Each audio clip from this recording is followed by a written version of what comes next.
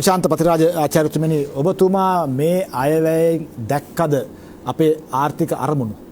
අපේ රටේ ඉදිරි දැක්ම දිසානතිය තීරණය කරන ඒ අරමුණු ඔබතුමා දැක්කද?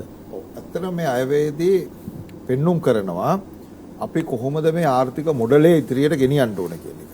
අර අපේ මෙතුමා කිව්වා වගේ මේ අපි හැමදාම කතා කරනවා මේ ආයෝජන ගැන. ජනාධිපතිතුමා කියනවා ආයෝජන හොඳ වර්ධනයක් තියෙනවා කියන එක.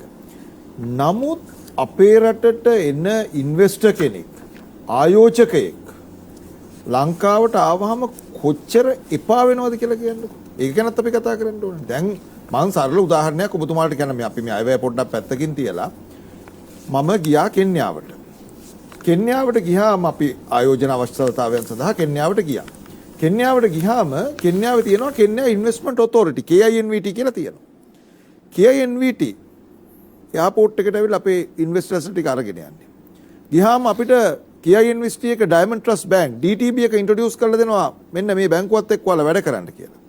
KINVT එකේ ඇවිල්ලා අපි වාඩි වුණාම අපි යන්නේ බිටුමින් තාරවලට නම් රෝඩ් ඩෙවලොප්මන්ට් ඔතොරිටි එක, කන්ස්ට්‍රක්ෂන් ඇසෝසියේෂන් එක, ඉමිග්‍රේෂන් එක මේ සියලුම ආයතන ටික ඇවිල්ලා වාඩි වෙලා ඉන්නවා.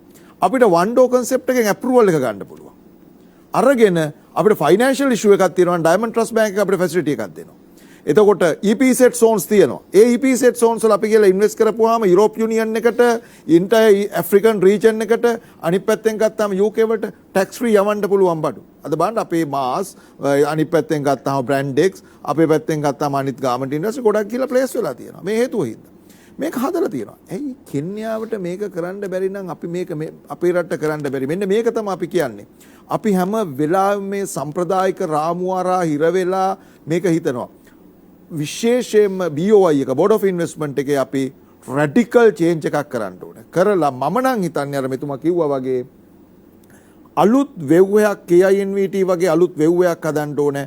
ප්‍රයිවට් පබ්ලික් පාර්ට්නර්ෂිප් එකත් එක්ක හදලා අර එලෝන් මස් වගේ ඒ වගේම තමයි ඉන්දියාවේ ඉන්න ව්‍යවසායකයන්ට කතා කරන්න පුළුවන් විදියට අන්තර්ජාතික වෙන ව්‍යවසායකයන්ට කතා කරන්න පුළුවන් විදිහේ මොඩලයක් හදලා අපි ඉදිරියට